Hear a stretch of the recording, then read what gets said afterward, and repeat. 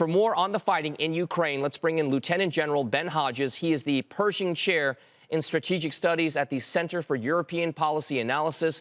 He is also a former commanding general of the U.S. Army in Europe and a former commander of the NATO Allied Land Command as well. General, thank you very much for being with us here. I just spoke a little bit about the current heightened tensions, and I used the word nuclear more than once. Is there any possibility, I mean, maybe slight, that this actually becomes a nuclear threat? John, thank you. For sure, we're in a very dangerous period. President Putin has demonstrated that he is going to do things that maybe defy normal Western rational thinking. But Russian doctrine, we've known for years, Russian doctrine says that if the state, the existence of the state is at risk, then we would consider, or Russia would consider, the use of nuclear weapons. Now, that's still a wide range of things. And of course, it cost him nothing to threaten the use of nuclear weapons, but it would cost him everything if he employed nuclear weapons. I think he is, but President Putin has miscalculated one more time that how the West would react to these threats. And I think we're going to stick together.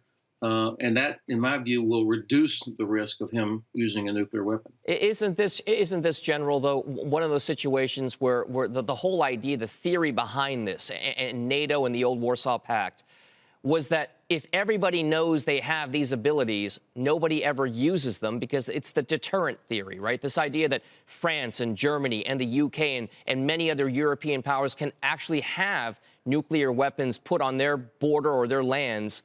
And then that means that nobody really wants to use them because you don't want to risk it. Isn't that the scenario that's playing out right now? It's exactly it. Deterrence through the threat of nuclear force is designed to be like the ultimate leverage. And again, I think he has miscalculated. He thought that if he mentions or he puts his nuclear forces on a higher state of alert, that the alliance would crack and that certain countries would immediately repel and back away and not take part in the sanctions, not take part in providing aid to Ukraine.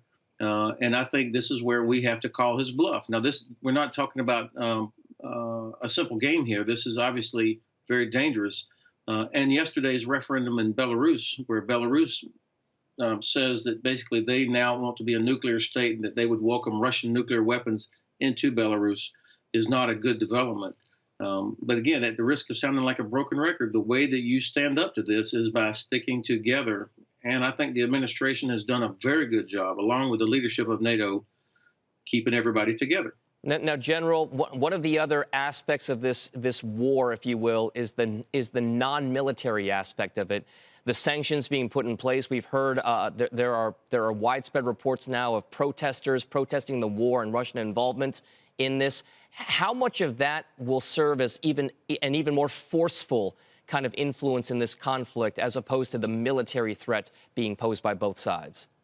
Well, this is really important because the president of the Russian Federation and the Russian leadership have, up until now, probably felt pretty confident that they had totally suppressed all of the protests, the domestic troubles.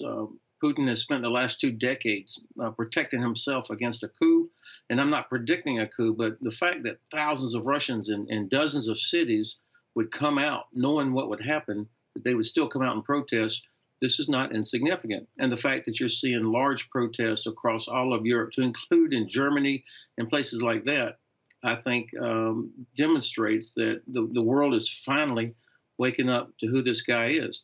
Now, there's also another side, and conscious of your audience this morning, we need to be thinking about what happens after this. I mean, I think, honestly, Russia's logistical system is going to break down here within the next 5 to 7 days. I don't think they can sustain what they're doing, especially if we continue to increase what we're providing. So we should be thinking about what happens next. And I think that the recovery of Ukraine is going to be a massive undertaking. Obviously, the infrastructure that has been targeted and destroyed by Russian forces, reopening ports, and doing that as quickly as possible is going to be important. Ukraine is one of the largest exporters of agricultural product for the Middle East. We're going to have to get that going again.